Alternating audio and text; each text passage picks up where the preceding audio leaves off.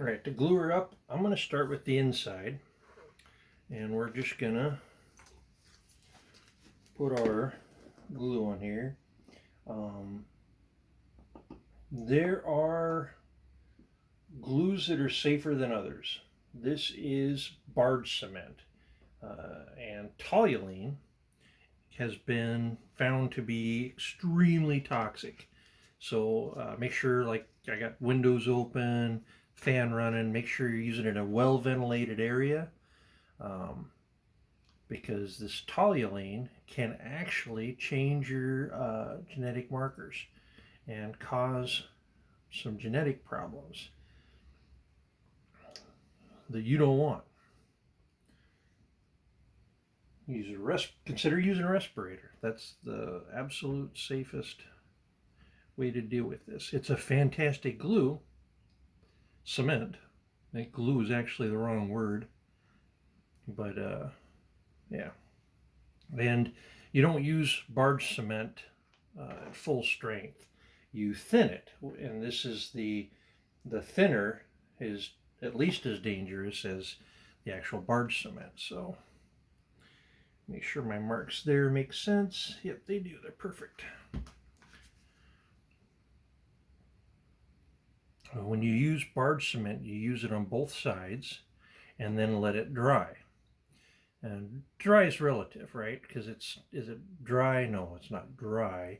It's just not wet to the touch, right? It sounds like I mean dry, which is why I'm saying dry. But what I mean is it's the solvent, the thinner, is mostly evaporated, and you're left with the actual adhesive, the barge cement, the glue, like a rubber cement almost. So you want to let this sit for 10-15 minutes. Depends on how much thinner you put in your mixture, in your barge cement.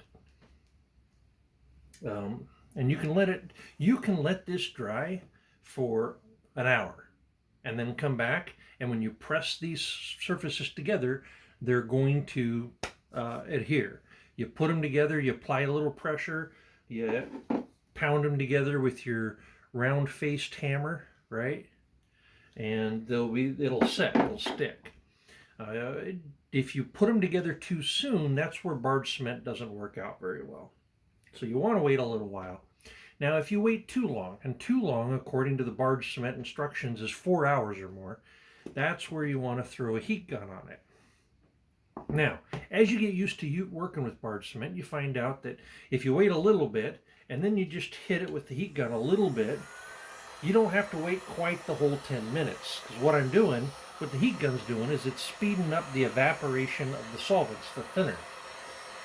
And it's kind of activating the barge cement. So hit it with the heat gun a little bit. This heat gun has 2 settings. On low, which is what I was using, it's 700 degrees Fahrenheit. On high, it's 1,000 degrees Fahrenheit, which is too freaking hot. We just use low. It's barely tacky, but it's not wet. All right, we line up our spots here, lay this on there, and press.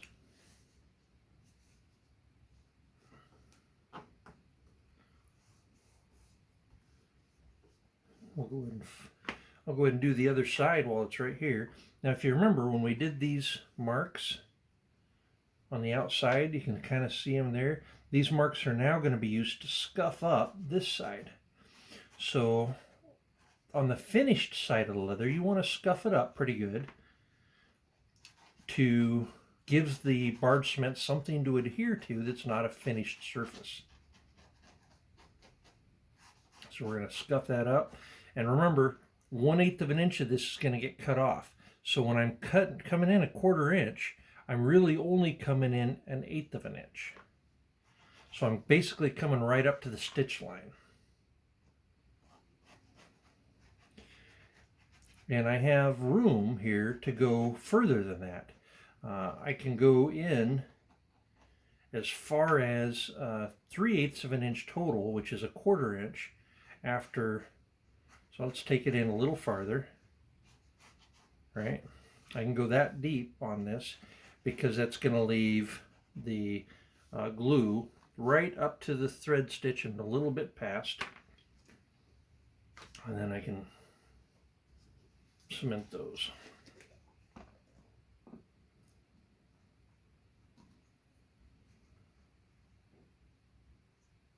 All right, let's do this. Throw a little cement on there, get it on the corners good. I see some leather workers getting really artistic with the lines, putting masking tape down. Yeah, I don't know. This works for me.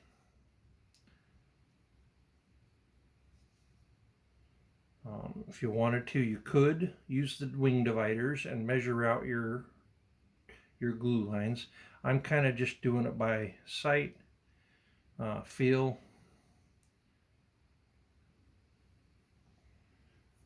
Because I know we can open back up any of those later that we need to. And this one, while that's drying, I'm going to go ahead and mark this side.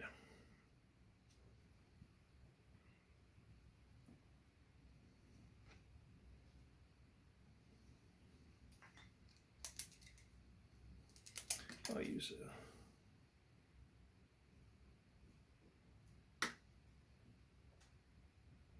that. Make sure I can see those. Nope, sure can't. We'll go use the pen after all.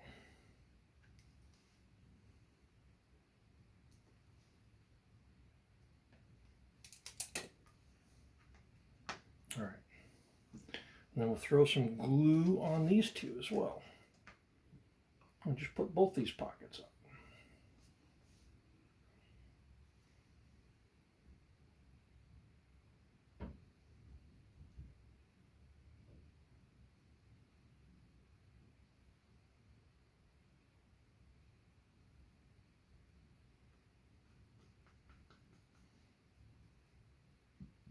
If you get glue, this sparge cement on your surface, the wonderful thing is because it has to be applied to both surfaces, if it's just on one surface, you let it dry for a second and then you just wipe it off and it just comes off like that.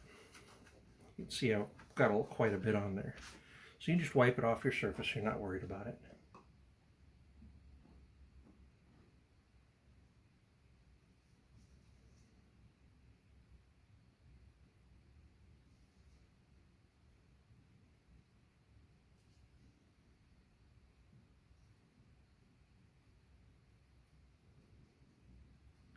All right. So while that one and this is drying, we are going to put this one on. Let's hit it with a heat gun just to make sure.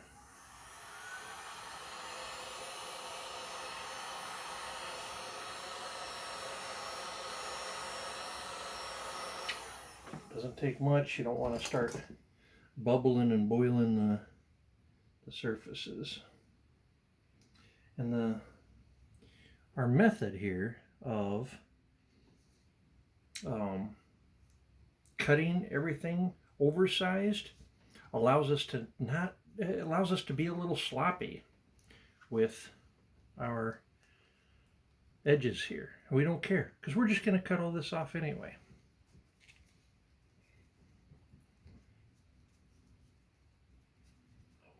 Alright, so that's our double pocket.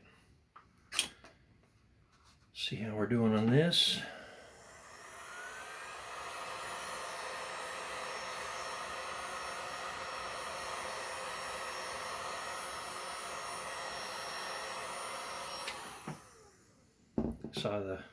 surface below there start to lift up. Might have got a tad too hot. We're not too worried about exactness here, like I said. All right, now let's adhere everything, get it all pounded down.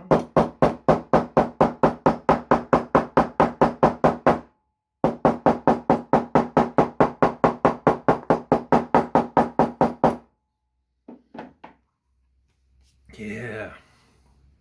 Now look at some of these scratches here. With this oil tan pull-up leather, one of the wonderful things about it is just take your thumb. You can rub scratches out of it with your thumb. You can buff them out with a cloth.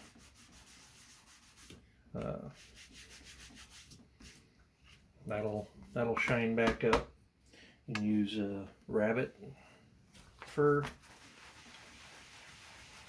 Rebuff the finished surface, and it'll look gorgeous. We'll worry more about that later. For now, let's trim this down to size.